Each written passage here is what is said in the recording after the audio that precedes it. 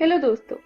आज हम एक बहुत ही दिलचस्प पाठ पढ़ेंगे जिसमें हम नई नई तरह की चीजें सीखेंगे, जैसे कि कैसे यूरोप के देशों में राष्ट्रवाद आया था, जुलाई 1830 की क्रांति और उसके प्रभाव के बारे में, 1848 की क्रांति के बारे में और इटली देश के एकीकरण के बारे में भी। मगर इससे पहले हमें ये जानना जरूरी है कि राष्ट्रवाद का मतलब क्या होता है।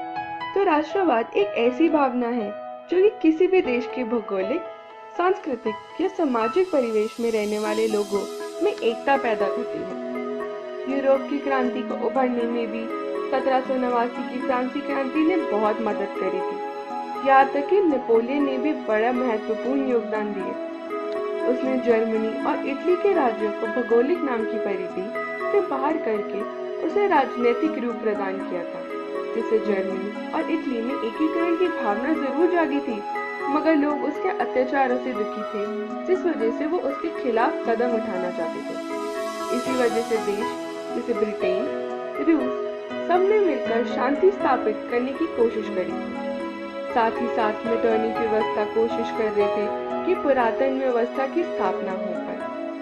इसी के बाद वियना और फ्रांस में मेटरनिटी की शुरुआत हुई, मगर जल्दी ही वो भी राष्ट्रीयता से बदल दी गई। फ्रांस में थोड़े समय के लिए लुई 18 को भी राजा बनाया था, मगर उन्होंने फ्रांस की नई दशा को समझा था और कोई भी पुराने नियमों को लगाने का कोई प्रयास नहीं किया। अब हम पढ़ेंगे एक बहुत ही जरूरी क्रांति के बारे में जिसने यूरोप में राष्ट्रवाद लाने में बहुत जरूरी योगदान दिया, जो कि थी जुलाई 1830 की क्रांति। चार्ल्स 10 एक प्रतिक्रियावादी शासक था जो कि फ्रांस में राष्ट्रीयता को दबाना चाहता था, जिस वजह से उसने कई तरह की दिक्कतें उत्पन्न करी, जैसे कि पॉलिग्नेक को प्रधानमंत्री बनाकर उसने शक्तिशाली अभिजात्य की स्थापना करना चाहता था।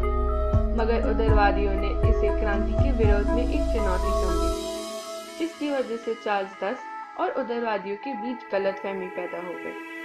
इसके जवाब में चार्ल्स 10 ने 25 जुलाई 1830 को 4 उदारवादियों को धरा दबाने की कोशिश की। इसके बाद क्या उनके बीच घमासान लड़ाई शुरू हो गई। इसी की वजह से चार्ल्स 10 ने फिर अपनी गद्दी त्याग दी और तब से इस लड़ाई को जुलाई 1830 की क्रांति कहा जाता है। इस क्रांति का प्रभाव अलग अलग तरीकों से सामने आया। इससे हमें ये पता चला था कि देश में राजस्ववादियों का प्रभाव कम हो रहा था। इसके बाद वियना में कांग्रेस को हटाया था। फ्रांसीसी क्रांति के सिद्धांतों को फिर से परखा और लगाया गया था। इस नई लहर से देश में संवैधानिक और राष्ट्रवाद का भी विकास हुआ। हंगरी और पोलैंड में भी आंदोलन शुरू हो गए। इन सारी चुनौतियों से ये पता चला था कि अब यूरोप के देश किसी भी तरह की परेशानी में नहीं जुटना चाहते थे और अपना और अपने देश का पूरा विकास चाहते थे। चलिए दोस्तों, अब हम अपने अगले विषय के बारे में पढ़ेंगे कि कैसे 1848 में भी क्रांति शुरू हो गई। उस समय लुई फिलिप वहाँ का राजा था। वो एक उदारवादी शासक जरूर था, मगर बहुत ही महत्वाकांक्षी था।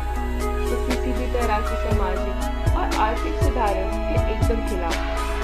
याद करके उसे किसी भी तरह की कोई सफलता ही प्राप्त नहीं हो रही थी और उसके लोग तो बेरोजगारी और भूखमरी से बड़े परेशान थे। इन सब से परेशान होकर लोगों ने जगह जगह अवरोध लगाने शुरू करे। इस वजह से लुई फिलिप को भी गद्दी से उतरवा दिया। इस क्रांति ने कई देश प्रभावित करे थे, जैसे कि फ्रांस, स्पेन और पोलैंड। साथ ही साथ इटली के देश में भी एकीकरण की भावना शुरू हो रही है। वैसे तो इटली के देश में काफी अलगाव की भावना थी, मगर इसके बावजूद भी इटली में राष्ट्रवाद का विकास हो रहा था। नेपोलियन ने भी जरूरी योगदान दिए थे, जैसे कि अपनी यातायात व्यवस्था को सही करना और सारे देश को एक समान रखना जैसी नीतियों से काफी प्रभाव हुआ। इसके बाद तो फिर इटली के 2 राज्य जो कि थे पिडमाउंट और सर्डिनिया, दोनों का एकीकरण कर दिया गया था। यहाँ तक कि 1820 में भी संवैधानिक सुधारों के लिए नागरिक आंदोलन शुरू कर दिया था। तो बच्चों, इस सब से हमें ये पता चला कि कैसे सारी अलग अलग घटनाओं, प्रगति और योगदान के बाद ही यूरोप में क्रांति आई, जिसने देश में एकता और सामाजिक विकास किया था। इस पाठ को और अच्छे से समझने के लिए आप अपने घर जाकर अपनी इस किताब का पहला पाठ पढ़िएगा। तो दोस्तों, अगले वीडियो में हम पढ़ेंगे उन 3 प्रमुख व्यक्तियों के बारे में जिन्होंने इस क्रांति में बहुत महत्वपूर्ण योगदान दिए थे। हम जानेंगे कि जर्मनी के देश में एकीकरण कैसे हुआ था, बिस्मार्क कौन था, यूनान के देश में राष्ट्रीयता कैसे आई थी और जानेंगे कि इन क्रांतियों का परिणाम क्या था।